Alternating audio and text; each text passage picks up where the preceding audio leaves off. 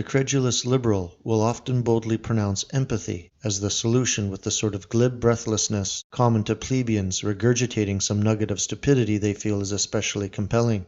By appealing to a vague combination of sympathy and pity, the leftist has now dazzled you with his severance of the Gordian knot in a single stroke of kumbaya and compassion. Still unconvinced?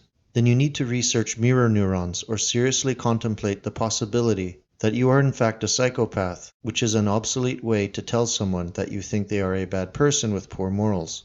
In fact, this is the heart of the shitlib's post hoc rationalization endeavor, to summarily declare empathy to be a form of morality itself. To be empathic is to be morally good, and to lack it is to be dysfunctional and evil. Of course, this is a grandiose lie. Empathy is merely the capacity to abstractly contemplate how being in an identical situation with someone else would feel. It's closely linked to the theory of mind, and exists mostly as part of our social cognition, as an exercise of mental energy used to hypothesize about the internal states of others. Regardless of whether one voluntarily exercises it or cannot help but empathize with everyone they meet, ultimately empathy is just painting illusory abstractions of how it might feel to be the other person using the subjective inferences of the subject's own mind. No one literally feels what someone else feels.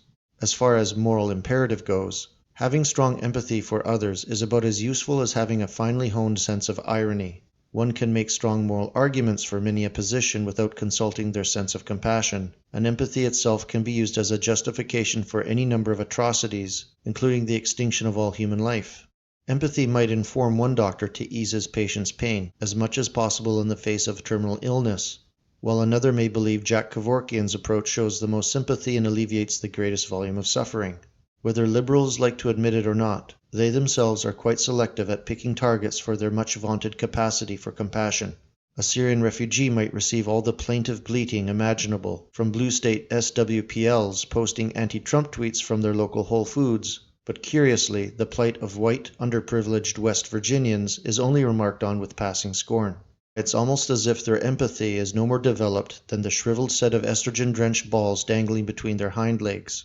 Some of these hypocrites with pretensions to intellectualism might bring up the BuzzFeed science on mirror neurons with the same overconfident sense of final authority they normally reserve for discussions of climate change.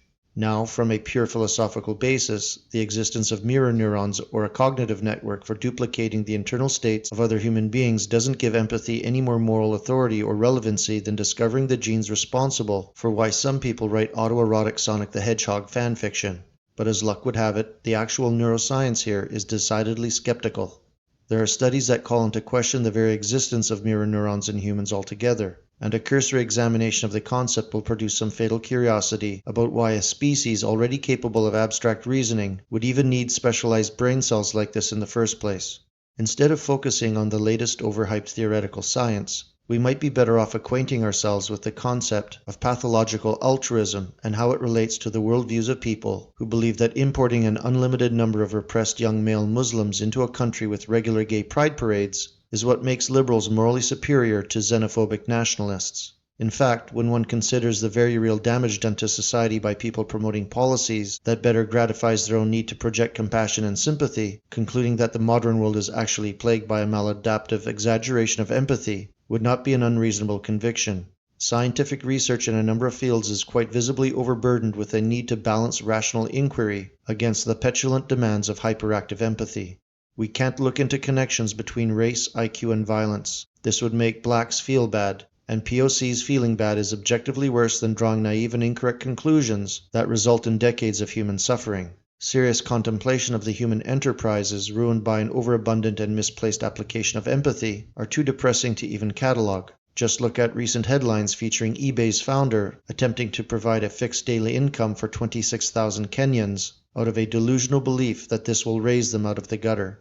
Granted, we don't suspect that the average modern liberal has given empathy any real thought, and merely seizes upon the concept as a sort of post hoc deflection designed to assign moral goodness to himself and pathology to his opposition. It's yet another intellectually lazy excuse by a stunted abhuman collection of domesticated herd animals.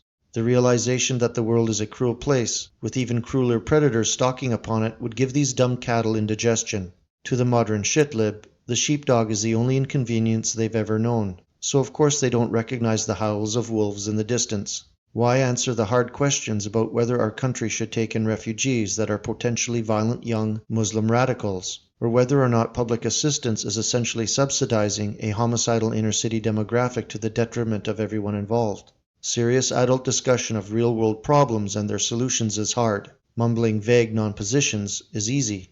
And some 20 years or so down the road, one can only wonder what these empathic shitlibs are going to mumble to themselves when the zombie army they invited into the West begins knocking at their doors.